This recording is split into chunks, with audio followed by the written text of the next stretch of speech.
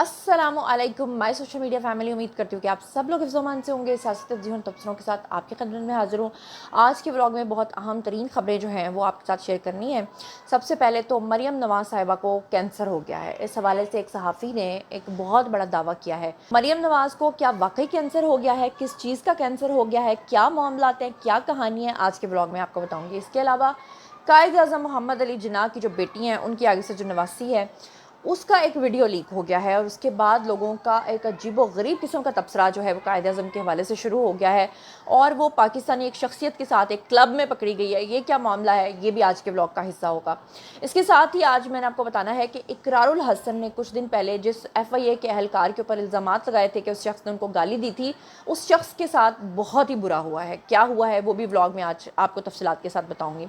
इसके साथ ही कुछ और बहुत ही अहम तरीन खबरें हैं जो कि आज के व्लॉग का हिस्सा होंगी। तो चलिए जनाब शुरू करते हैं आज का वीडियो। चलिए आज के व्लॉग की जो सबसे इम्पॉर्टेंट और सबसे अहम तरीन खबर है उसके बारे में बात कर लेते हैं। आप लोगों को पता ही होगा कि आज से ठीक 2 साल पहले मरियम नवाज़ और नवाज़ शरीफ की एक फुटेज वायरल हुई थी, जिसमें पहले तो उनके ऊपर बड़ी तनकीद की गई थी कि वो मुल्क के अंदर नहीं हैं, वो वज़ीर आला बनी हैं, फिर वो पाकिस्तान में क्यों नहीं हैं, और फिर पता चला था कि बाहर के मुल्क में अब्रॉड में वो हैं। पता चला कि वो जनीवा में हैं और वहाँ पर जब उनकी फुटेजेस आई थी जहाँ पर बहुत ज़्यादा मरियम औरंगज़ेब को भी तनकीद का निशाना बनाया गया था कि जनाब वो क्यों मरियम नवाज़ का बैग उठा उठा के उनके पीछे पीछे जा रही हैं, और नवाज़ शरीफ के ऊपर तनकीद की गई थी कि अपनी बेटी को वज़ीर आला बनवा लिया है और अब खुद बाहर के मुल्कों की सैरें कर रहे हैं। आपको याद होगा कि कुछ अहले यूथ, ज़ाहिर बात है यूथ ही है, जहाँ पर भी उनको देखते हैं वो वहाँ पे नारेबाजी करते हैं और वहाँ पे बेहंगम सी एक समझ लें कि चीज़ें होना शुरू हो जाती हैं। तो उस वक्त मरियम नवाज़ के ऊपर भी आवाज़ें कसी गई थी, नवाज़ शरीफ के ऊपर भी आवाज़ें कसी गई थी और वो फुटेजेस जो हैं वो सोशल मीडिया पे काफ़ी ज़्यादा वायरल भी हुई थी। उसके बाद मरियम नवाज़ के बारे में एक बड़ी ही गलत खबर फैलाई गई थी जिसमें ये कहा गया था कि वो बार बार जिनीवा इसलिए जाती हैं क्योंकि वो अपनी सर्जरीज़ करवाने के लिए जाती हैं। और फिर मज़ेदार बात तब सामने आई जब मरियम नवाज़ का आना जाना जिनीवा में बहुत ज़्यादा फैल गया। तो आपको याद होगा कि आज से 2 साल पहले एक खबर जो है, एक स्पेकुलेशंस जो हैं वो फैलना शुरू हुई कि मरियम नवाज़ जो है वो बेसिकली उनको एक ऐसी बीमारी हो गई है लाहक, जिसको वो लोगों से छुपा रही हैं और अपनी बीमारी का इलाज करवाने के लिए बेसिकली वो जनीवा जाती हैं। फिर बहुत सारे सवालात उठे कि अच्छा वो तो लंदन में नवाज़ शरीफ जो हैं वो मुकीम थे, तो नवाज़ शरीफ के कहने पर वो वहाँ क्यों नहीं गई, उनकी तो अपनी फैमिली लंदन में रहती है, तो जनीवा जाने का क्या मकसद है। फिर जो उनके मुखालफिन थे, ये शहबाज गिल और इन सब लोगों ने बड़ी गंदगी फैलाई और इन्होंने कहा कि मरियम नवाज़ जो है वो अपने फिलर्स करवाने के लिए, अपने बोटॉक्स करवाने के लिए और अपनी सर्जरीज़ करवाने के लिए जाती हैं और वो पाकिस्तान में किसी डॉक्टर से इसलिए नहीं करवाती कि वो किसी को पता ना चल जाए। अच्छा, उसके बाद मंसूर अली ख़ान जो हैं, आपके एक नाम नहाद सहाफ़ी हैं, वो आज से 2 साल पहले उन्होंने एक व्लॉग बनाया था। आपको याद होगा उस वक्त मैंने उनको एक्सपोज़ किया था। ठीक 2 साल पहले भी उन्होंने यही इल्ज़ाम लगाया था कि मरियम नवाज़ को बेसिकली थायराइड यानी कि जो गले का की गदूद का कैंसर है। और मंसूर अली ख़ान ने कहा था कि मरियम नवाज़ जो हैं वो अपने कैंसर के इलाज के लिए वहाँ जाती हैं और वो लोगों से छुपा रही हैं कि उनको कैंसर हो चुका है। अब इस बात को 2 साल गुजर गए, इन चीज़ों की क्लैरिफिकेशंस हो गई, मामलात सब सामने आ गए कि असल में हकीकत क्या थी। और 2 साल के बाद अचानक से मंसूर अली ख़ान बैठे हुए थे और उन्होंने सोचा कि मैं कोई नई शुरली क्यों नहीं छोड़ रहा, और मैं ईरान अमेरिका की जो जंग है उसके बारे में तो बहुत सारी इन्फॉर्मेशंस दे चुका हूँ लोगों को, अब मैं कोई नई शुरली जो छोड़ूँ जिसकी वजह से मुझे ज़्यादा वायरल होना है, ज़्यादा व्यूज़ आए। तो उन्होंने जनाब क्या किया, उन्होंने सियासी मंजरनामे के अंदर एक हलचल मचा दी और उन्होंने अपने एक व्लॉग बनाया। व्लॉग में उन्होंने कहा कि मरियम नवाज़ जो है वो इस वक्त बड़े शदीद कैंसर की किसी आखिरी स्टेज पे हैं। उन्होंने कहा कि वो कैंसर से लड़ रही हैं। उन्होंने कहा कि उनको पैराथायराइड ग्लैंड का एक दायमी मसला है और उनको कैंसर हो चुका हुआ है। वो जिनीवा बार बार जो है वो उसके फॉलोअप के लिए जाती हैं, संगीन तिब्बी उनके मामलात चल रहे हैं। और उन्होंने कहा कि मेडिकल रिकॉर्ड के मुताबिक जो है वो चीज़ इस तरफ इशारा करती है कि मामला उनका एक सादा हार्मोनल अदम तवाज़ुन के बजाय कैंसर की तरफ उनकी जद्दोजहद जो है वो चल रही है। और उसके बाद हर तरफ खुलबली मच गई, ये न्यूज़ हर तरफ शेयर होने लगी। और उसके बाद अज़मा बुखारी जो है वो आज मंजर आम पर आईं और अज़मा बुखारी से एक सहाफ़ी ने सवाल पूछा कि बताइए कि ये जो मंसूर अली ख़ान ने दावा किया है मरियम नवाज़ के हवाले से, इसमें कितनी हकीकत और सदाकत है। उसके बाद उन्होंने उस सहाफ़ी अंकल या भाई जो भी थे उनको अच्छे तरीके से तो क्लैरिफाई किया ही किया, लेकिन साथ ही वो ट्विटर पे आईं। वहाँ पर आके उन्होंने अपना एक ट्वीट किया और लिखा کہ یہ قطعاً غلط خبر ہے. منصور صاحب کو خود سامنے آ کر اس کی تصحیح کرنی چاہیے. کسی کی زندگی کے ساتھ اس طرح کا جھوٹا پروپیگنڈا قابل مذمت ہے. لیکن سوال ہی پیدا ہوتا ہے کہ آپ کو یاد ہوگا منصور علی خان کون سی شخصیت ہے. منصور علی خان کا ٹریک ریکارڈ ہے، اور ٹریک ریکارڈ ان کا کس چیز کا ہے کہ وہ ہمیشہ یہ کرتے ہیں کہ وہ ایک دن پیپلز پارٹی کے بن جاتے ہیں، ایک دن نون لیگ کے بن جاتے ہیں، ایک دن پی ٹی آئی کے بن جاتے ہیں. اسے کہتے ہیں یا منافقت تیرا ہی آسرا. اور انہوں نے قسم کھائی ہوئی ہے جس دن وہ پی ٹی آئی کے بن جاتے ہیں اس دن وہ نون لیگ کو رگڑ دیتے ہیں، جس دن وہ نون لیگ کے بن جاتے ہیں اس دن وہ پی ٹی آئی کو رگڑ دیتے ہیں. اس طرح سے انہوں نے تمام حلقہ احباب کو خوش رکھا ہوا ہے. دوسرے نمبر پہ منصور علی خان نے 2 سال پہلے بھی یہ شرلی چھوڑی تھی اور اس وقت بھی یہ جھوٹی ثابت ہوئی تھی. تیسرے نمبر پہ یہ ہے کہ منصور علی خان اس سے بھی پہلے متعدد خبریں غلط دیتے رہے ہیں، اور میں اپنے ولاگز میں اس کو مینشن کرتی رہی ہوں. لیکن آپ جیسے لوگ جو ہیں ایسے لوگوں کو پتہ نہیں کتنا بڑا صحافی سمجھتے ہیں، جن کو خود اسٹوڈیو میں آ کے پتہ نہیں ہوتا کہ آج کی خبریں کیا ہیں. ان کی ٹیم نے ریسرچ کی ہوتی ہے، ٹیم ہی ان کو بتا رہی ہوتی ہے کہ سر اج دے پروگرام دے وچ تسی جڑے پوائنٹس نے انہاں نو کور کرنا ہے. سب سے مین اور اہم بات جو میری عظمہ بخاری صاحبہ کے لیے اور مریم نواز صاحبہ کے لیے ہے کہ ایسے جو منافق ترین صحافی ہوتے ہیں جیسے حامد میر ہو گئے، یہ ہو گئے، ان کی پوڈ کاسٹ میں جب انہی لوگوں کو انوائٹ کیا جاتا ہے تو سب سے پہلے بھاگ کے بھی یہ لوگ جاتے ہیں. اور اس کا ثبوت یہ ہے کہ عظمہ بخاری صاحبہ سمیت پچھلے دنوں میں نے دیکھا تھا ان کی پوڈ کاسٹ میں جتنے بھی نون لیگ کے بڑے بڑے حضرات تھے وہ گئے ہوئے تھے، انکلوڈنگ مریم اورنگزیب.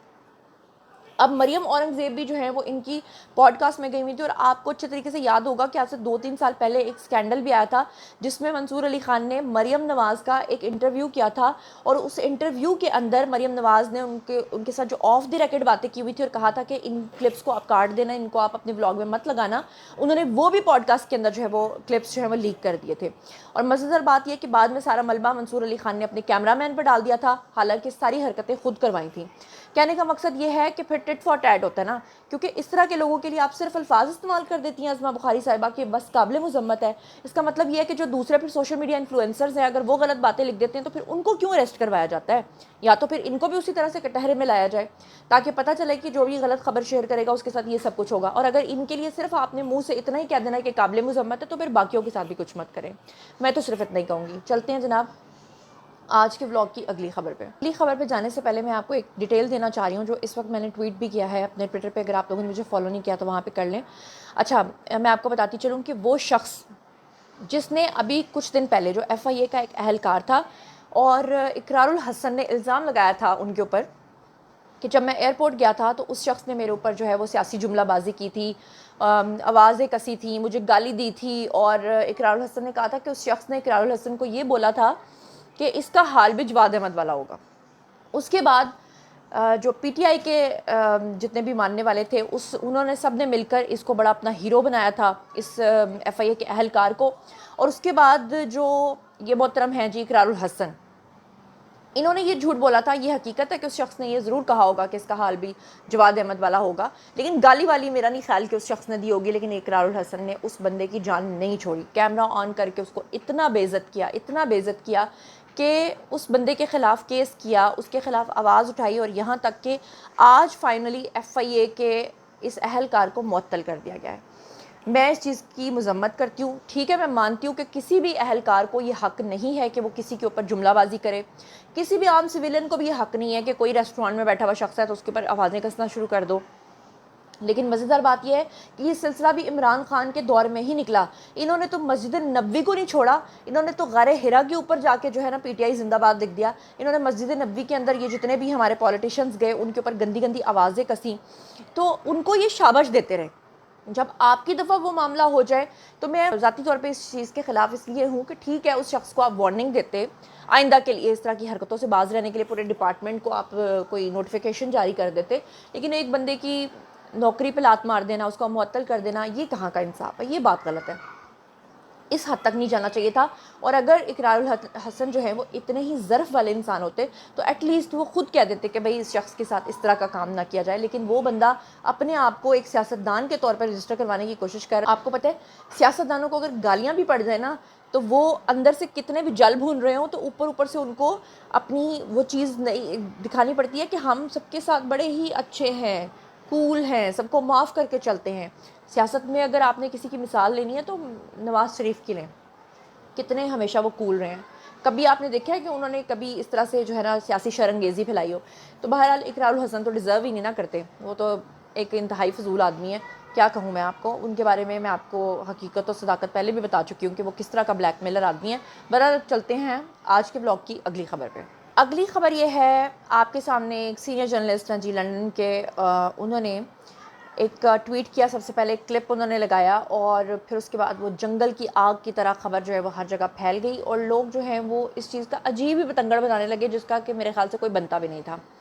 یہ اسکرین کے اوپر آپ کو وقار زکا نظر آ رہے ہیں۔ وقار زکا آپ کو پتہ ہے کہ پاکستان سے مفرور ہیں۔ اب وقار زکا کے ساتھ آپ کو ایک خاتون نظر آ رہی ہے اور یہ دونوں کسی کلب کے اندر موجود ہیں، اور یہ مرتضیٰ علی شاہ نے لکھا کہ یہ جو خاتون اس وقت وقار زکا کے ساتھ موجود ہیں یہ کون ہیں؟ یہ گرینڈ ڈاٹر ہیں جی، کس کی؟ قائد اعظم محمد علی جناح کی۔ قائد اعظم محمد علی جناح کی گرینڈ ڈاٹر جو ہیں وہ کلب کے اندر وقار زکا کے ساتھ جو ہے وہ ونک کر رہی ہیں جی۔ اور ان کے بارے میں آگے مزید یہ لکھا ہوا ہے کہ یہ جو خاتون ہے ان کا نام ہے جی ایلا واڈیا، اور یہ جو ایلا واڈیا ہیں یہ 22 کلب کے اندر جو ہے وہاں پہ موجود ہیں۔ ایلا Wadia belongs to one of South Asia's most influential families. She is granddaughter of Nes Wadia and the great granddaughter of Muhammad Ali Jinnah through his only daughter Dina Wadia. اچھا، اب اس کے بارے میں ذرا آپ کو بتاتی ہوں کہ کیوں قائد اعظم محمد علی جناح کے ساتھ بنا کے ایک لنک اس چیز کو کیا جا رہا ہے۔ میں اس سے پہلے کہ میں آپ کو ساری ڈیٹیل دوں اور آپ کو ایگزیکٹلی ان کی پوری بایوگرافی بتاؤں، میں ایک چھوٹی سی بات آپ کے ساتھ شیئر کرنا چاہتی ہوں۔ مجھے آج بھی یاد ہے کہ جب میں کالج میں پڑھتی تھی تو ہمارے جو اکیڈمی کے ٹیچر تھے وہ ایک دن لیکچر دے رہے تھے، اور لیکچر دیتے دیتے انہوں نے کہا کہ ایک بات آپ نے بچوں یاد رکھنی ہے، سب اسٹوڈنٹس کو، ہم بھی بیٹھے ہوئے تھے۔ انہوں نے کہا جو نیک ہوتا ہے نا اس میں سے ہمیشہ نیک پیدا ہوتے ہیں، اور جو بد لوگ ہوتے ہیں ان میں سے ہمیشہ بد پیدا ہوتے ہیں۔ سب نے کہا کہ جی سر آپ بالکل ٹھیک کہہ رہے ہیں۔ تو میں کھڑی ہوئی، میں نے کہا سر آئی ڈس ایگری۔ انہوں نے کہا جی وہ کیسے؟ میں نے کہا سر ایک بات یاد رکھیے گا کہ اللہ تعالیٰ نیکوں میں سے بد پیدا کرتا ہے اور بدوں میں سے نیک پیدا کرتا ہے۔ کہتے ہیں جی آپ کی بات ہی غلط ہے، آپ کیسے یہ بات کر رہی ہیں؟ میں نے کہا دیکھیں آپ کتنے بڑے بڑے کافر تھے اور ان کے گھروں میں اللہ نے نبی پیدا کر دیے، اور کتنے بڑے بڑے نبی تھے جن کے گھروں میں اللہ تعالیٰ نے جو ہے وہ اس کے اپوزٹ پیدا کر دیے۔ تو یہ بات آپ نہیں کر سکتے کہ نیکوں میں سے بد اور بدوں میں سے نیک نہیں پیدا ہوتے، کہ آپ کہیں کہ جو نیک ہے تو ان کی ساری جنریشنز جو ہیں وہ نیک ہی پیدا ہوتی ہیں۔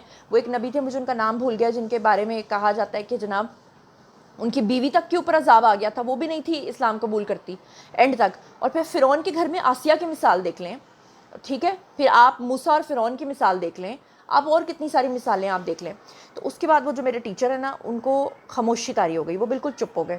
تو کہنے کا مقصد یہ ہے کہ قائد اعظم محمد علی جناح کا جو ایک ویژن تھا، ان کی جو بیٹی تھی دینا واڈیا، اس نے اپنی مرضی سے شادی کر لی تھی کسی پارسی خاندان میں، اور اس کے بعد قائد اعظم محمد علی جناح جو ہیں وہ اپنی بیٹی سے ناراض ہو گئے تھے، انہوں نے اس کو ڈسون کر دیا تھا۔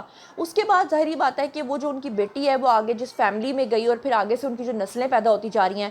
اب اس میں جناب وقار زکا کے ساتھ یہ جو لڑکی ہے یہ قائد اعظم کی نواسی کی پڑ نواسی، یہ اکلوتی بیٹی جو تھی قائد اعظم کی جس کا نام تھا دینا، اس نے پارسی نوجوان نویل واڈیا کے ساتھ شادی کر لی تھی، اور پھر اس کے بعد نیس واڈیا آگے سے جو ان کا بیٹا پیدا ہوا تھا وہ بھارت کی معروف کاروباری شخصیت تھا، اور نیس واڈیا پہلے نسلی واڈیا تھا، اس کے آگے سے دو بیٹے تھے، ایک تھا جہانگیر اور دوسرا تھا نیس واڈیا۔